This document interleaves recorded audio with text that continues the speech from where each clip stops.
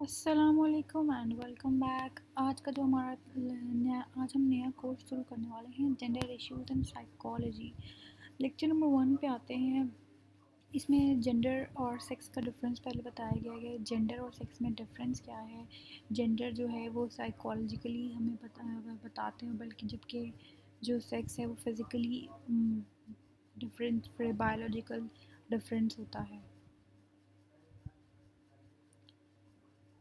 जो ये गोल्स वगैरह हैं, ये कोई इंपॉर्टेंट चीज़ नहीं है। ये है यहाँ से शुरू होता है हमारा लेसन, जेंडर से। The perception of being a male और फीमेल। जेंडर क्या है? मेल और फीमेल में होने का जो भी परसेप्शन है वो एक जेंडर कहलाया जाता है। साइकोलॉजिकल एस्पेक्ट है, where sex refer to physical aspect, जो कि बायोलॉजिकल एस्पेक्ट होता है। ठीक है जी। जेंडर जो है वो कल्चरली कंस्ट्रक्ट हुआ होता है, मेलनेस या फीमेलनेस की। फॉर एग्जांपल कहते हैं कि हम लोग बॉय के लिए ब्लू कलर लेते हैं, गर्ल्स के लिए पिंक कलर लेते हैं। गर्ल्स को जो है माएँ ला के देती हैं डॉल्स वगैरह, बॉयज़ को कार्स ला के दी जाती है। तो ये जो है ना, सोसाइटी बेसिकली एक इम्पैक्ट रोल अदा करती है। ये मैस्कुलिनिटी और फेमिनिन का डिफरेंस जो कि वो पैदा करती है। Human beings are born as a human being को मेल या फीमेल के तौर पे, बेबीज़ के तौर पे बनाया जाता है। लेकिन जो उसके अंदर मैस्कुलिन या फेमिनिन कहते हैं कि लड़के रोते नहीं हैं, लड़के रोते नहीं हैं, लड़कों को डर, मर्द कभी रोता नहीं है, मर्द को दर्द नहीं होता। मतलब क्यों नहीं होता भाई? इंसान है वो। आप उसको कौन सी एलियन की मखलूक बनाना चाह रहे हैं? क्यों नहीं दर्द होता उसे? तो ये सारी सोसाइटी में रोल्स, जो कि सोसाइटी, ये कल्चरल इम्पैक्ट होता है। कल्चर में, सोसाइटी में ये एक नॉर्म सेट हुए हुए होते हैं जो कि फीमेल या मेल के बिहेवियर को डिफाइन करते हैं, और ये ऑलमोस्ट सेम ही होते हैं हर सोसाइटी में। जेंडर डिफरेंसेस क्या है? Actual differences between mails and females in terms of average capacity, ability और टिपिकल बिहेवियर, कि ये जो है ना सोसाइटी डिफाइन कर रही होती है। पर्सनालिटी ट्रेट्स और सोशल बिहेवियर के आदमी, हालांकि आपने एक चीज़ जो है वो कह रहे हैं कि कुछ क्वेश्चन हैं जिनके ऊपर आप फोकस करें कि जो वुमेन हैं वो क्यों ज़्यादा कॉन्शियस होती है अपनी बॉडी वेट के मुताबिक के लिए, जबकि मैन इतने नहीं होते।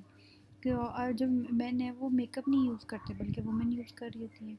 और मैन को यूँ ही नहीं कहा जाता कि क्या क्या क्या आदमी जो होते हैं उनको कहते हैं कि आप अच्छी माएँ बन सकते हैं वो। और जो औरतें, उनको गार्ड के तौर पे क्यों नहीं हायर किया जाता? आदमी जो है वो, जो प्रोफेशनल टेलर्स होते हैं वो बहुत अच्छे टेलर्स होते हैं। लेकिन वही आदमी घर में, मतलब वो लोग जो आदमी हैं जो घर में होते हैं, जो कि वो कपड़े नहीं सी सकते। फॉर एग्जांपल, अगर कोई टेलर नहीं है, वो कोई और वैसे आदमी है जो किसी टेलर नहीं है, जिसका प्रोफेशन टेलर नहीं है, वो कपड़े नहीं सीने, वो कपड़े क्यों नहीं सी सकता? हालांकि जो औरत होती है घर में, उसको उसको दर्जन का काम नहीं आता, लेकिन फिर भी वो कोई भी बटन टांग कर रही होती है, लेकिन वो छोटे मोटे काम ऐसे कर रही होती है। लेकिन क्यों? और आदमी क्यों नहीं कर रहा होता ये काम? जो शेफ़ होते हैं, बहुत ज़्यादातर शेफ़ हैं वो आदमी हैं। लेकिन चंद ही लोग ऐसे हैं जो कि घर पे काम, जो चंद ही आदमी ऐसे जो कि घर पे खाना बनाते हैं। अब औरतें जो हैं वो सारी शेफ़ तो नहीं ना होती, ठीक है, प्रोफेशनल शेफ़ नहीं होती, लेकिन फिर भी वो घर में खाना बनाती हैं। वुमेन को ज़्यादा टॉकेटिव क्यों कहा जाता है, जबकि आदमी ज़्यादा टॉकेटिव होते हैं? इनका जो आंसर है वो कह रहे हैं कि सोसाइटल रोल हमारी सोसाइटी में ऐसे एलोकेट किया होता है, उनको ऐसे शेप किया होता है, वो यही समझते हैं। उसके बाद फेमिनिस्ट मूवमेंट जो है सबसे पहले किसने दी थी? क्रिस्टाइन डी पेजान ने जो है ना, इन्होंने पहले ये फर्स्ट फेमिनिस्ट राइटर थी, और इन्होंने ये फर्स्ट फेमिनिस्ट मूवमेंट यहाँ से शुरू हुई थी।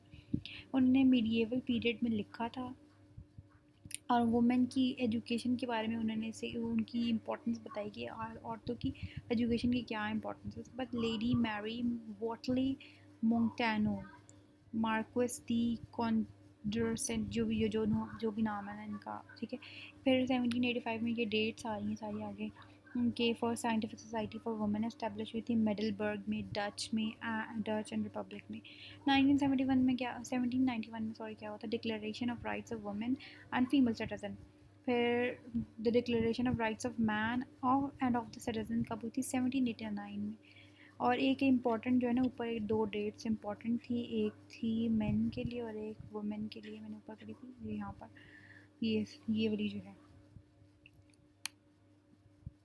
ये डेट्स इम्पॉर्टेंट हैं जी। ये वाली डेट्स देख लीजिएगा। उसके बाद हम लोग कहाँ आते हैं, मॉडर्न क्या है फेमिनिस्ट मूवमेंट कहाँ से आई थी, वेस्ट से आई थी, तो सब पाकिस्तानी जानते ही हैं और ज़्यादातर फेमिनिस्ट को बुरा भला ही कह रहे होते हैं। Improving women status, member of कुछ जो है ना आदमी थे और औरतें भी थी जिन्होंने कंट्रीब्यूट किया कि वुमेन का स्टेटस जो है ना उनको अच्छा किया जाए सोसाइटी में, पॉलिटिकली, इकोनॉमिकली और सोशल स्फेयर में।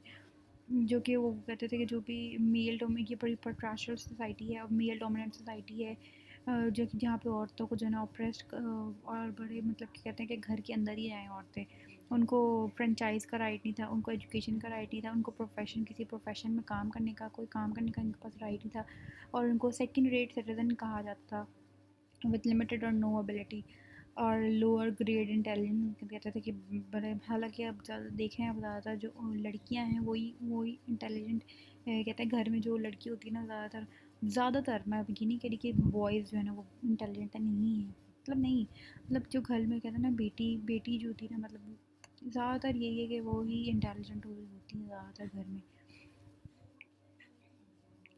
19th century reform movement was a landmark in the history of women liberation।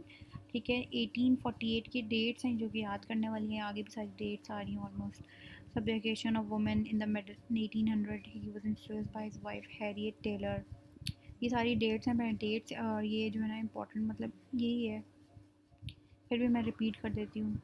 एमा Goldman, Elizabeth Cady Stanton, Dame Ethel Mary Smith and Margaret Sanger were among the 19th century feminists। ये 19th century के feminists थे। In the East, Qasim Amin, an Egyptian jurist, is known as the father of Egyptian feminist movement। ये important MCQs के तौर पे आ सकते हैं, ये तो आप पढ़ लीजिएगा एक दफ़ा। Waves of feminist movement, first wave feminist movement आई थी, who initiated the movement, the early feminists। फिर second wave में क्या हुआ था, इनमें इसमें क्या हुआ था कि जो वुमेंस थी उनको राइट दिया गया था कि वो फ्रेंचाइज, राइट टू फ्रेंचाइज, फिर इलेक्शन कंटेस्ट कर सकती थी पब्लिक ऑफिस ऑफिस का। ठीक है, और दो फेमिनिस्ट वर एक्टिव आफ्टर 1960। 1960 के बाद ये एक्टिव हुई थी, ये इक्वालिटी के लिए काम करी थी, वो इक्वालिटी बहुत बहुत सोशली एंड इकोनॉमिकली, और उन्होंने बर्थ कंट्रोल और सेक्सुअल लिबरेशन एंड और कॉन्ट्रासेप्शन के लिए भी काम किया। Sexual liberation became a much debated issue and was criticized by many feminists। इसके बाद थर्ड वेव फेमिनिस्ट में थर्ड वेव मूवमेंट जो कि 1990s में इमर्ज हुई थी, जो कि पहली फर्स्ट अर्लियर फेमिनिस्ट थी, वो फेल हो गई थी to see and deal with variation within women.